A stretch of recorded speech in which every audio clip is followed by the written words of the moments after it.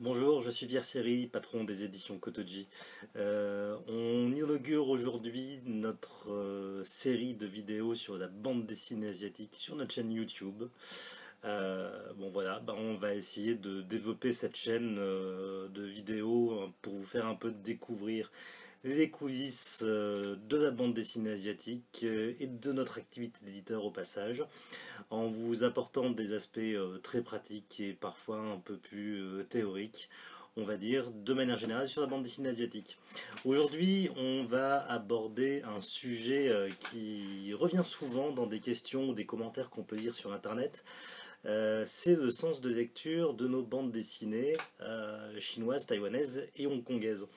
Alors, on voit souvent des commentaires sur nos manhwa, notamment qui viennent de Taïwan et de Hong Kong, des gens qui disent oui, c'est un peu dommage, ils ont voulu faire comme les Japonais, ils ont mis ça dans le sens de lecture de droite à gauche. Or, nous, ce qu'on va essayer de vous expliquer, c'est que le sens japonais, à la base, c'est le sens chinois. Et que la lecture et l'écriture de droite à gauche vient en fait de la Chine. Historiquement, voilà, donc les écritures chinoises, par ces caractères, s'écrivent de manière verticale, de droite à gauche. Et puis, en 1956, je crois, il y a eu une réforme qui a duré des années sur la simplification et la normalisation de la langue chinoise, et notamment pour être raccord avec des règles de l'Occident. Et du coup, le sens chinois, en tout cas de Chine continentale, a été inversé. Et du coup, aujourd'hui, le chinois de Chine se lit dans le sens occidental. On prend l'exemple de cette excellente série que nous publions qui est Crystal Sky of Yesterday. Vous voyez, le titre là est marqué en vertical, mais dedans, je ne sais pas si on peut zoomer, mais voilà, concrètement, on lit de gauche à droite.